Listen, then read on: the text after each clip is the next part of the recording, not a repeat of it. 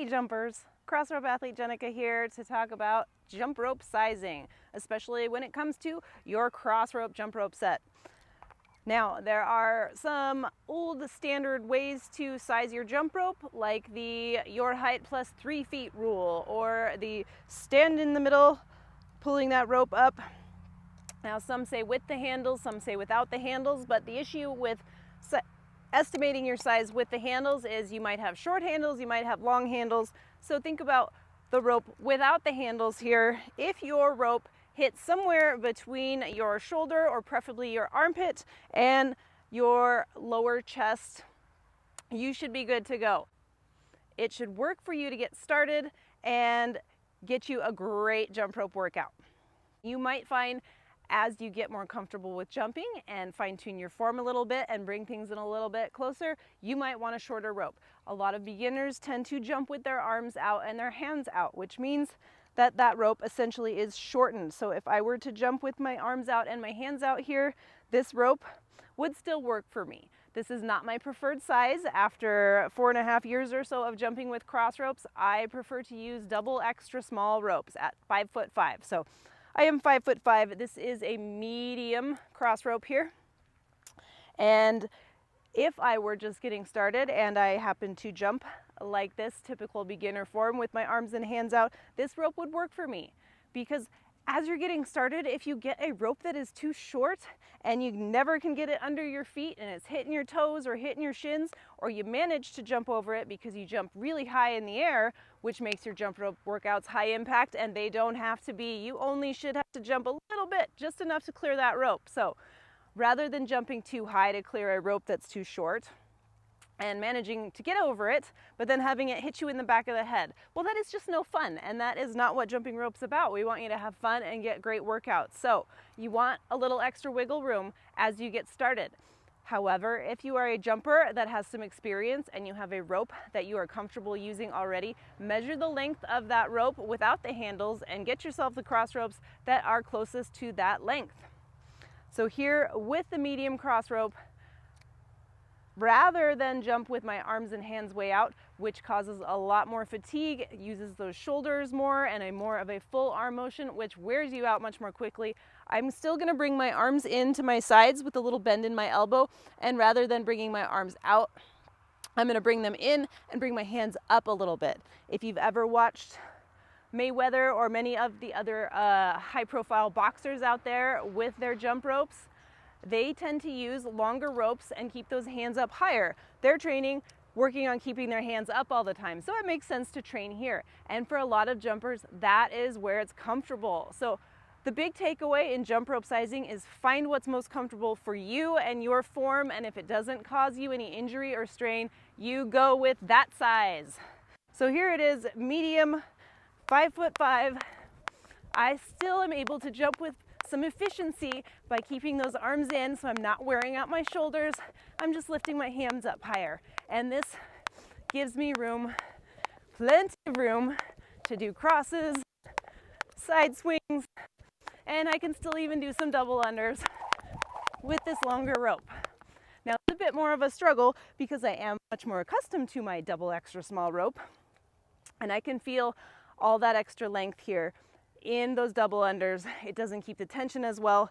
So that's where we talk about maximizing efficiency. If there's a lot of extra motion and wiggle in my rope, it's not the most efficient. So here is a size small. And again, I am 5'5". This is where the small rope comes on me. Without the handles, just the rope here. Rather than moving my arms out to keep that tension in the rope, I'm going to bring my arms in and lift my hands up a little higher. The small rope.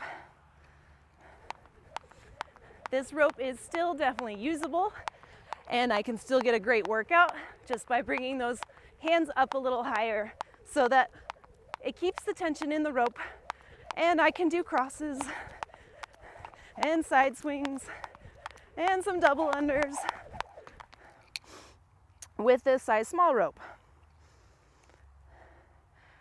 But again, I am used to my double extra smalls, so this doesn't feel like the sweet spot for me. but you might find it works wonderfully for you. So if it works wonderfully for you, then you go with it. And if it doesn't, you send it back, because there is a 60-day size exchange to make sure that you land with the size that you love the most.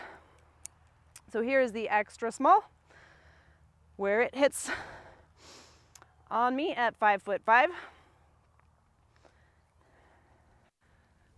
So I'm able to bring my hands down a little bit lower. I like to keep my hands about hip height. And again, I'm focusing on quiet hands and nice light bounds on the balls of my feet. Sorry, quiet arms. So not a lot of big arm motion, keeping it in, minimizing that excess motion.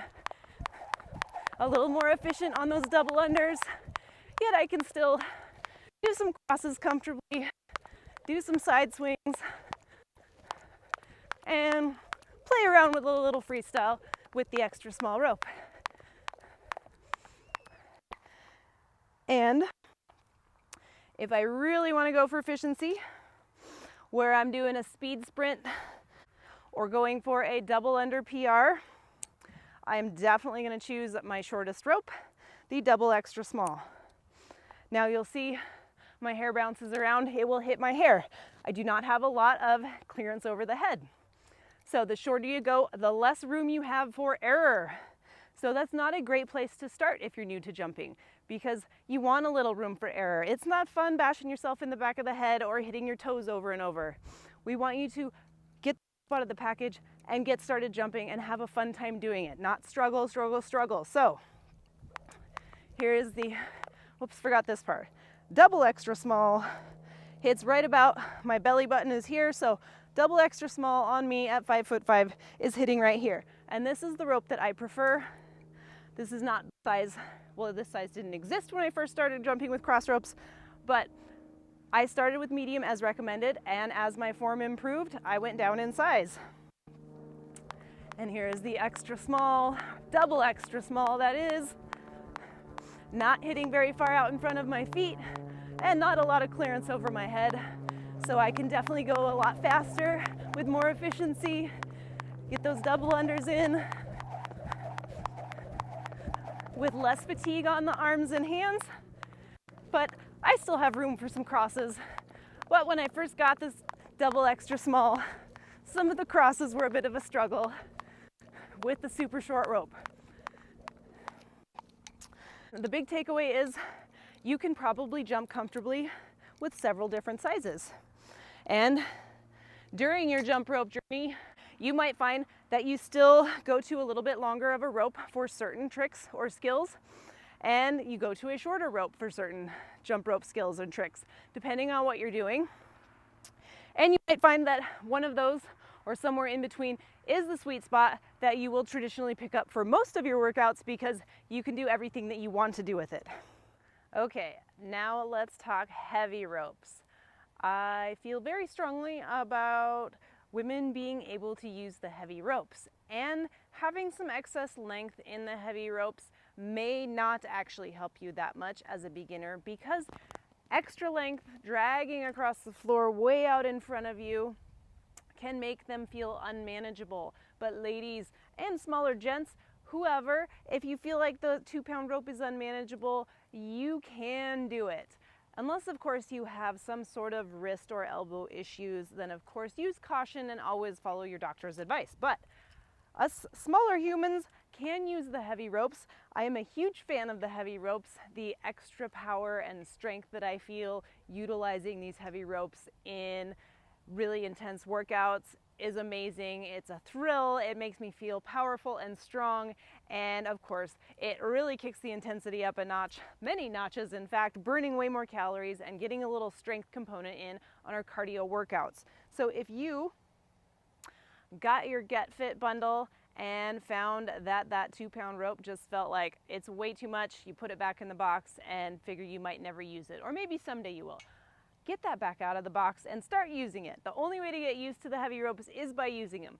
But if you find that it is hitting way out in front of you and there's a ton of drag and a ton of jerking on your wrists and forearms, there are some heavy rope form adjustments you can make, but they will likely mean you want a shorter rope. So this is the medium 2-pound rope, which again at 5'5", that would be the recommended size for me.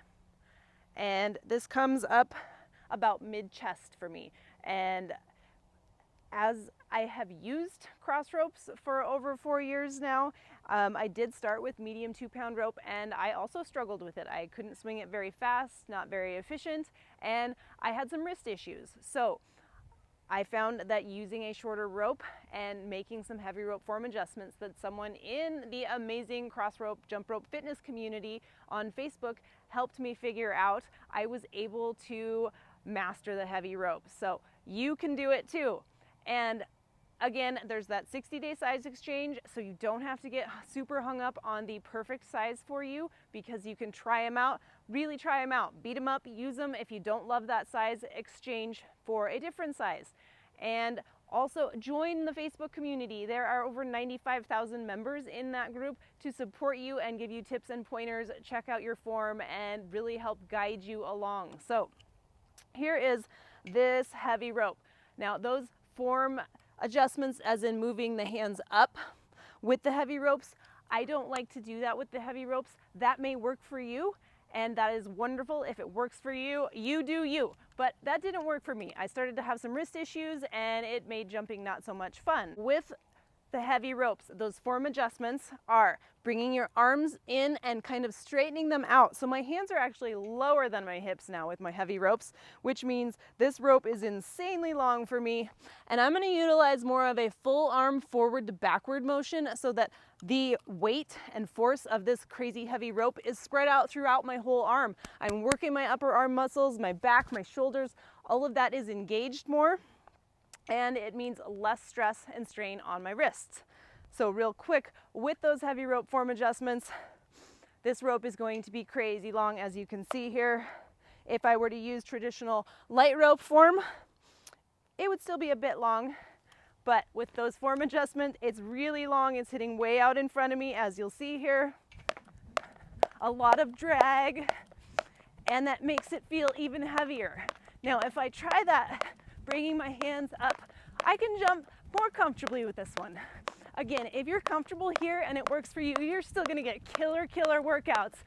And if you have zero wrist issues, then you'll be fine right there and you can get a great workout. But if you have concerns at all about wrist strain or elbow strain, then you may want to make those heavy rope form adjustments, utilizing those full arms to give you more power and control over the heavy ropes.